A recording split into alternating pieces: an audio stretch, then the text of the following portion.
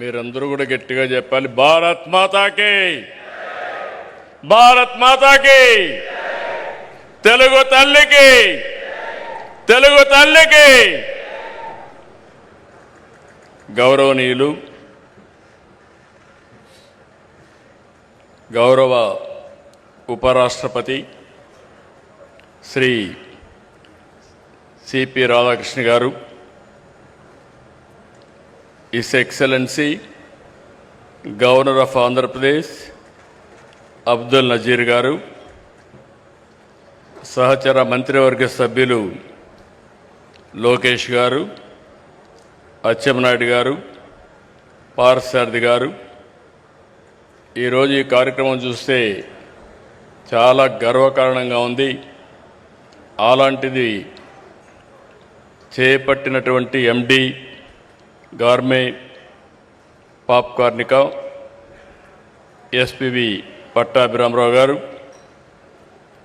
Director Venkateswararao గారు, another director Mahidhar Reddy గారు, founder గార్మే పాప్కార్నికా Norman crook గారు, ఈరోజు ఈ కార్యక్రమానికి ఇచ్చేసినటువంటి రైతు సోదరి సోదరిమణులందరికీ, గార్మే కంపెనీ సంబంధించిన కుటుంబ సభ్యులందరికీ పేరు పేరున నమస్కారాలు, అభినందనలు, శుభాభినందనలు. ఈరోజు రైతుల్ని సత్కరించేందుకు మన రాష్ట్రానికి వచ్చినటువంటి రాధాకృష్ణ గారిని మన రాష్ట్ర ప్రజల తరపున మనస్ఫూర్తిగా స్వాగతం, అదే సమయంలో హృదయపూర్వక అభినందనలు కూడా తెలియజేసుకుంటున్నాను.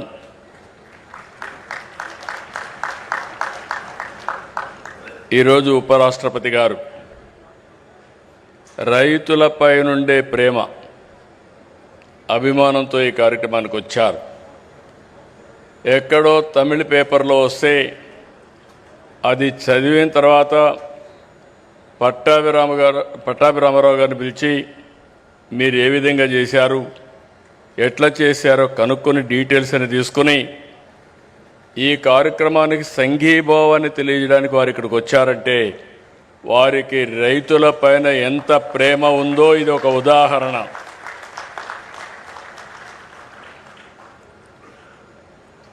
ఈరోజు ఫస్ట్ టైం దేశంలో తొలి non GMO popcorn maize hybrid విత్తనం ఇక్కడ ఆవిష్కరించడం, రైతుల్ని సన్మానించడం నాకెంతో సంతోషంగా ఉంది.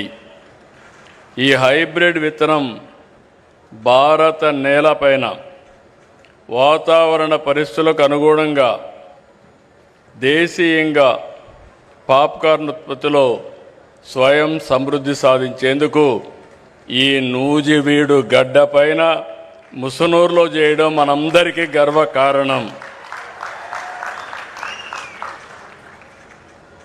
దేశీయ విత్తనాన్ని ఆవిష్కరించిన గోర్మే పాప్కార్నియా సంస్థకి మనస్ఫూర్తిగా శుభాకాంక్షలు.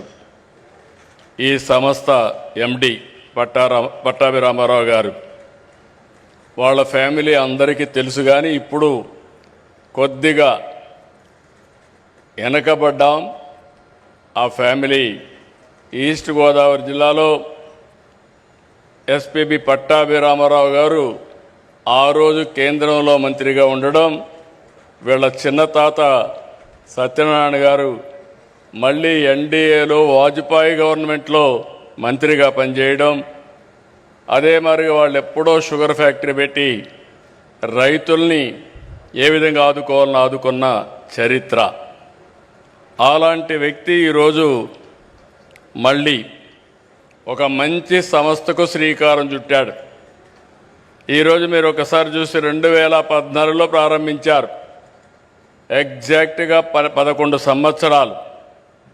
ఈరోజు అతి పెద్ద పాప్కార్న్ మ్యాజ్ ఉత్పత్తిదారులుగా ఈరోజు తయారైందంటే మనస్ఫూర్తిగా ఆ యొక్క ఫ్యామిలీ జీన్స్లో ఉంది, లెగసీలో ఉంది, ఆంటర్ప్రైజింగ్ స్కిల్స్ ఉన్నాయి.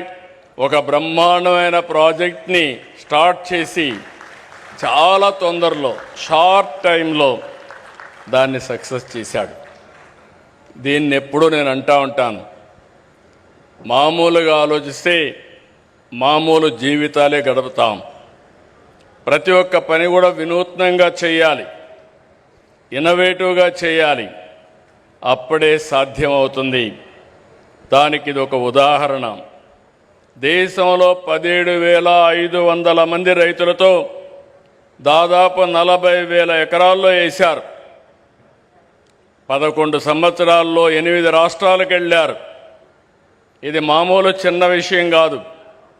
ఇక్కడుండే ప్లాంట్ మీరు చూస్తే 29 టన్నుల సామర్థ్యంతో ఏషియాలోనే అతి పెద్ద పాప్కార్న్ ప్రాసెసింగ్ కేంద్రం ఇక్కడ ఏర్పాటు చేశారంటే అది వారి యొక్క ఆలోచన విధానం, వారు చేసినటువంటి ఒక ఇన్నోవేషన్.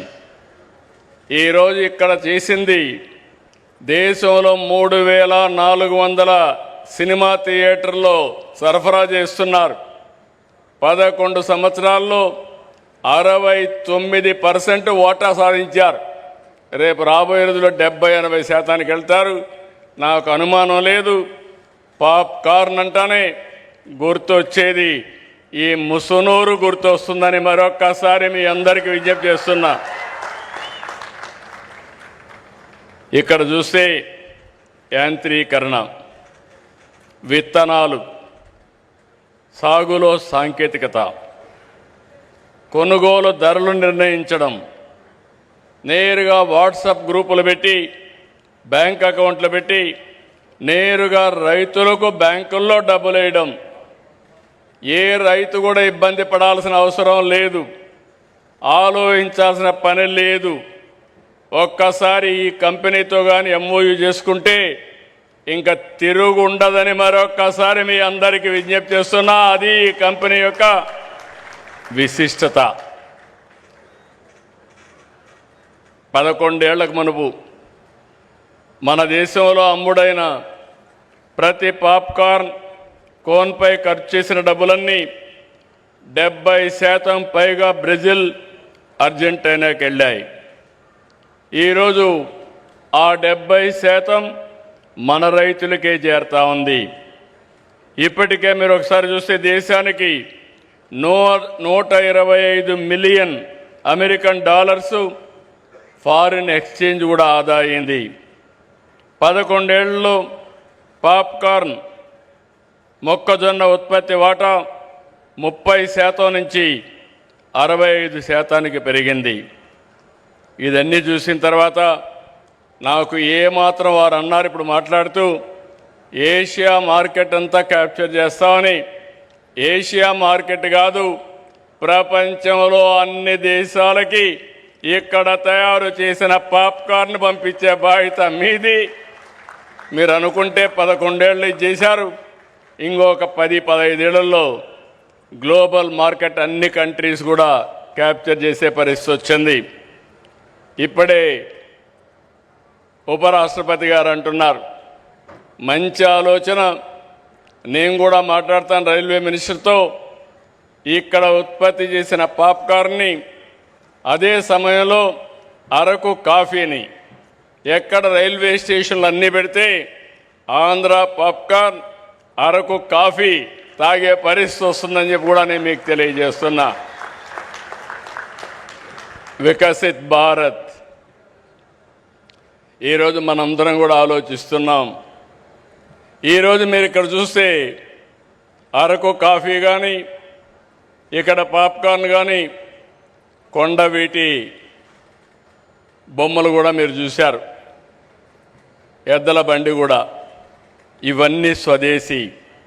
ఇది మన ప్రధానమంత్రి కోరుకునే విధానం. తప్పకుండా స్వదేశీ విధానంతో మనం అందరం కూడా స్వయం సమృద్ధి సాధించడమే కాదు, ప్రపంచానికి మనం ఉత్పత్తి చేసిన వస్తువుల్ని ఎగుమతి చేసే రోజు చాలా దగ్గరలో ఉందని చెప్పి కూడా నేను మీకు తెలియజేస్తున్నా. వ్యవసాయంలో అనేక మోడల్స్ రావాలి. ఈ విషయంలో నేను అందరినీ కోరుతున్నా.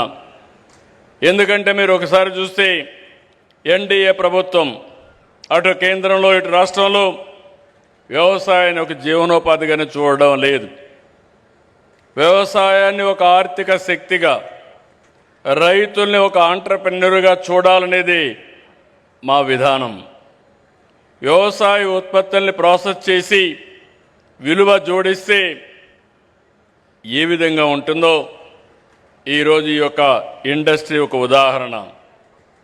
ఆంధ్రప్రదేశ్ రాష్ట్రంలో అక్వా, అరకు కాఫీ, పామాయిల్, ఇంకొక పక్క మీరు చూసి కోకో, మిరప, మామిడి, టమోటా, పసుపు, మొక్కజొన్న, మీరు వాణిజ్య పంటలు ఏమి దలుచుకున్నా ప్రపంచంలో పండించే వాణిజ్య పంటలు మన రాష్ట్రంలో పండడం మనందరికీ గర్వకారణం అని చెప్పి కూడా నేను మీకు తెలియజేస్తున్నా.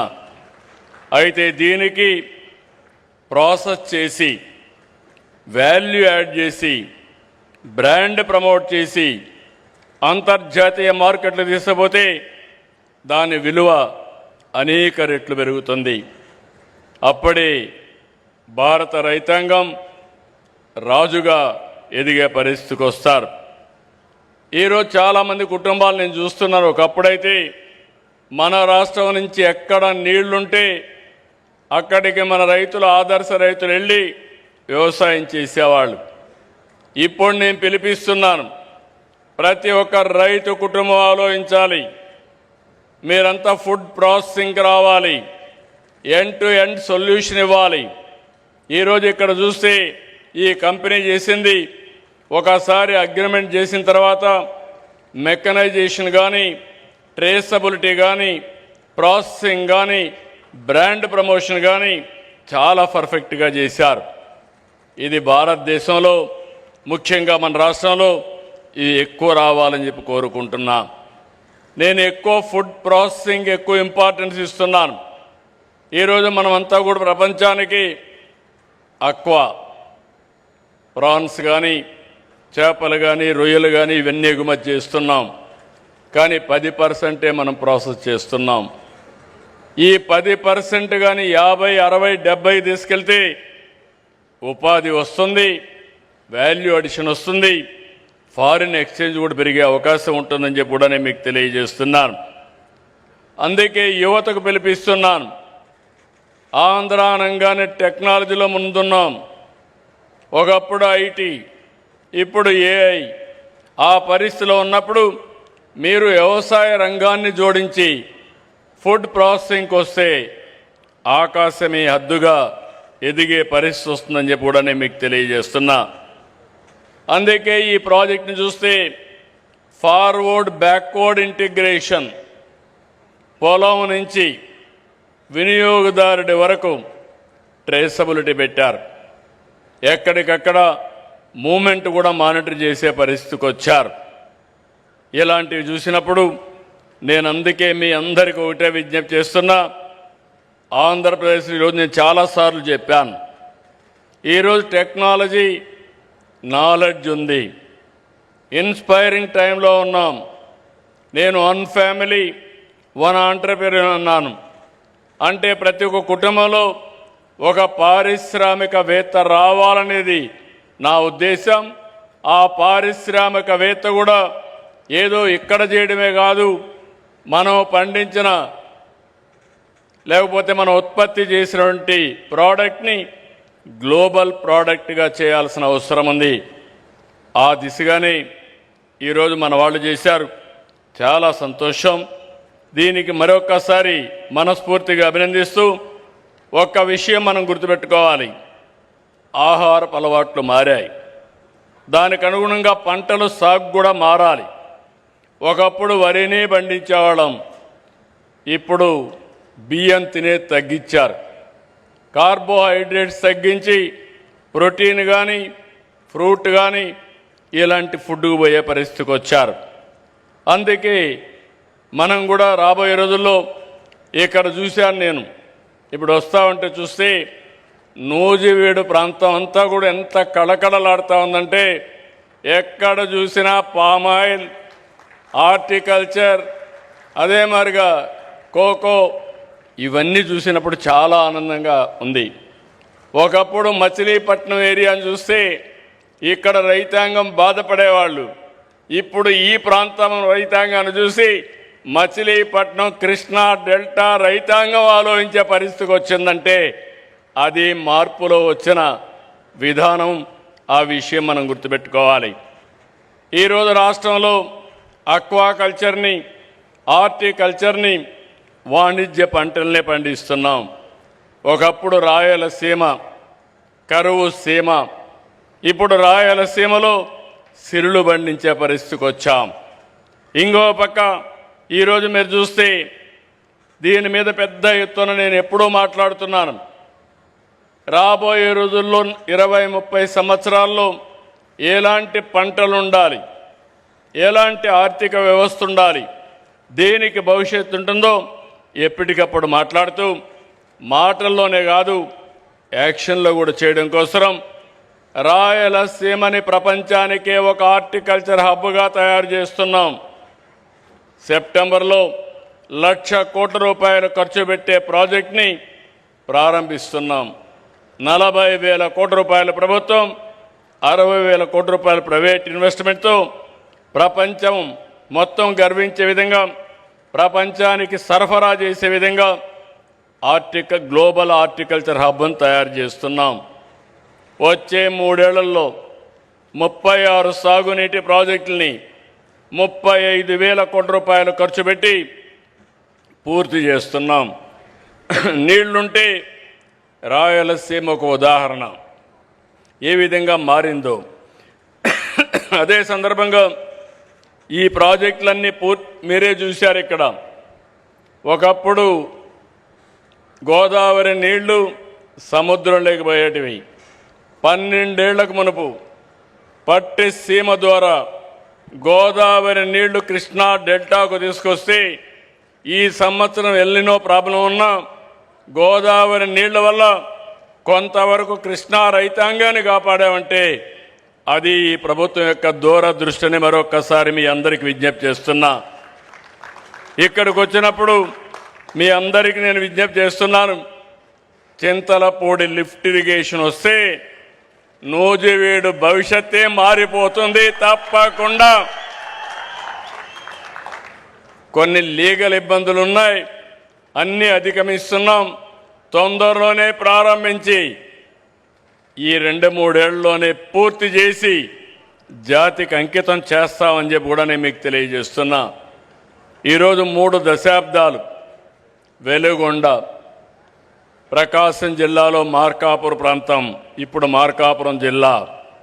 అక్కడ మీరు చూస్తే నేనే 3/5/96లో ఫౌండేషన్ వేసి ఈ ఆగస్టు నెలలో 31వ తారీఖున మొదటి విడత పూర్తి చేసి జాతికి అంకితం చేస్తున్నామంటే అది ఈ ప్రభుత్వం యొక్క పట్టుదల. అదే మరి అన్ని ప్రాజెక్టులు పూర్తి చేయడానికి ముందుకు పోతున్నాం. ఈ నెలే పోలవరం నుంచి ఎడమ కాలువ ద్వారా ఉత్తరాంధ్ర సుజల స్రవంతిలో అనకాపల్లికి నీళ్లు చేసిపోయే పరిస్థితి తీసుకొస్తున్నాం.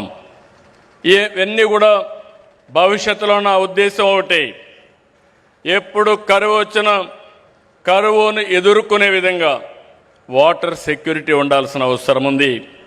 ఈ సంవత్సరం మనం చూస్తున్నాం ఎల్నినో సమస్య పెద్ద సమస్యగా మారింది. వర్షాకాలం దాదాపుగా పూర్తయ్యే పరిస్థితికి వచ్చాం, కానీ 52% వర్షపాతం లోటుగా ఉంది. ఎక్కడ చూసినా వర్షాభావం ఉంది. అయితే ఈరోజు మనందరం ఏదైతే ప్రకృతి సేద్యం ద్వారా ఆల్టర్నేటివ్ క్రాప్లు కూడా పోయే పరిస్థితికి వచ్చాం. పప్పు ధాన్యాలు కానీ చిరుధాన్యాలను ప్రోత్సహిస్తున్నాం. ఇది ఈ సమయంలో ప్రతి ఒక్క రైతు కూడా గుర్తుపెట్టుకోవాల్సిన అవసరం ఉంది. ఒక సంక్షోభాన్ని సవాలుగా తీసుకుని రైతాంగాన్ని అప్రమత్తం చేసి ప్రత్యామ్నాయ పంటలే కాకుండా మళ్ళీ ప్రతి ఒక్క రైతు కూడా భూమిని ఖాళీగా పెట్టకుండా ఏం చేయాలనో గైడ్ చేసే పరిస్థితికి వస్తున్నాం. దీన్ని సద్వినియోగం చేసుకోవాల్సిన అవసరం రైతులపైన ఉందని చెప్పి కూడా నేను మీకు తెలియజేస్తున్నా. ఇవన్నీ మనం చేయగలిగితే తాత్కాలికంగా మనం సమస్యను ఎదుర్కోవడం, శాశ్వతంగా నీటి సమస్యను పరిష్కారం చేసి వాటర్ సెక్యూరిటీ తెచ్చుకోగలిగితే సమస్యల పరిష్కారం అవుతాయి.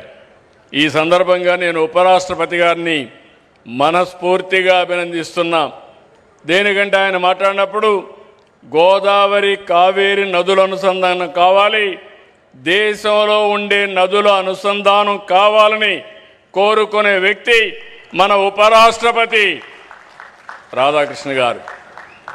ఇది ఒక కళ, ఇది ఒక ఆశయం. మొన్నే దక్షిణ భారతదేశంలో ఉండే ముఖ్యమంత్రుల సమావేశం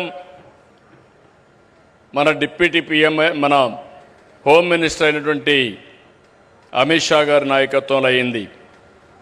అక్కడ ప్రపోజల్స్ పెట్టాం. 5 నదుల్ని కలిపే పరిస్థితి: గోదావరి, కృష్ణ, తుంగభద్ర, అదే సమయంలో పెన్నా, అదే సమయంలో కావేరి.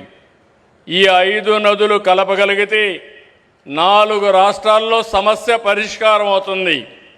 నీళ్లు తీసుకుపోవడమే కాదు, దీనివల్ల కష్టకాలంలో ఇది ఒక స్టెబిలైజర్గా స్థిరీకరణ చేసే అవకాశం వస్తుంది. వారు తొందరలోనే దీనికి ఒక కార్యాచరణ తయారు చేస్తాను కూడా హామీ ఇచ్చారు. ఎందుకంటే ఒక్కసారి గోదావరి, కావేరి పూర్తి చేసి ఆ తర్వాత గోదావరి మహానది పూర్తి చేసి అక్కడి నుంచి మహానది గంగా పూర్తి చేసి ఆ తర్వాత గంగా బ్రహ్మపుత్ర పూర్తి చేసుకుంటే సైమల్టేనియస్ కానీ 1 by 1 పూర్తి చేసిన ఈరోజు కొన్ని వేల టీఎంసీ నీళ్లు గంగా నుంచి సముద్రంలోకి పోతున్నాయి, గోదావరి నుంచి సముద్రానికి పోతున్నాయి. ఈ నీళ్లన్నీ మనం ఉపయోగించుకోగలిగితే ఇంకా దేశానికి తిరుగు లేదు. దేశ భవిష్యత్తు అన్స్టాపబుల్ అని చెప్పి మరొకసారి మీ అందరికీ విజ్ఞప్తి చేస్తున్నాను. ఈ సమస్యని ముందుకు తీసుకుపోతున్నటువంటి ఉపరాష్ట్రపతి గారిని మనస్ఫూర్తిగా అభినందిస్తున్నాం. అలాగే గోర్మే సంస్థ మరిన్ని విజయాలు సాధించాలని మీరు చేసింది ఒక వినూత్నమైన కార్యక్రమం. ఇది అవుట్ ఆఫ్ బాక్స్ థింకింగ్. దీనికి అభినందిస్తున్నాను. మీరు ఒక స్ఫూర్తినిచ్చారు. రాష్ట్రంలో ఉండి ఎవరైతే చదువుకున్న వ్యక్తులు ఉన్నారో ఆలోచనలు మారాలి. ఉద్యోగం వల్లనే ఆదాయం వస్తుంది కాకుండా మీరే 10 మందికి ఉద్యోగాలు ఇచ్చే పరిస్థితి రావాలన్న అభిమతం. మీరు చేసే ప్రతి ఒక్క పనికి ఈ ప్రభుత్వం పూర్తిగా సహకరిస్తుంది. భవిష్యత్ అంతా కూడా స్టార్టప్లు, ఇన్నోవేషన్, ఇంకో పక్కన పెద్ద ఎత్తున క్రియేటివిటీ అని చెప్పి తెలియజేసుకుంటూ అవన్నీ కలిపి స్ఫూర్తిని నింపినటువంటి పట్టాభి రామారావు గారిని, ఈ సంస్థ గోర్మే సంస్థని మనస్ఫూర్తిగా అభినందిస్తూ వన్స్ అగైన్ వారికి ధన్యవాదాలు తెలియజేసుకుంటూ, కంగ్రాచులేషన్ తెలియజేసుకుంటూ సెలవు తీసుకుంటున్నాను. ఇప్పుడు జై భారత్ గట్టిగా చెప్పాలి. జై భారత్, జై భారత్, జై తెలుగు తల్లి, జై తెలుగు తల్లి, జై Hind.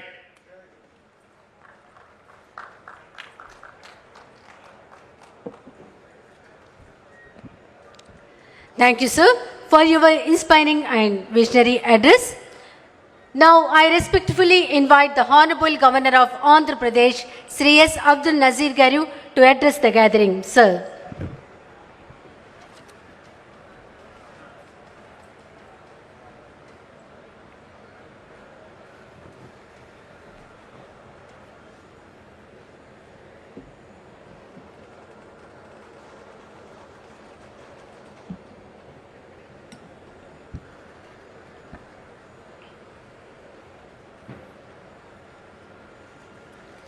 Respected Uparashtrapati ji, Honorable Chief Minister Shri Nara Chandrababu Naidu Garu, Shri Kinjarapu Achan Naidu, Honorable Minister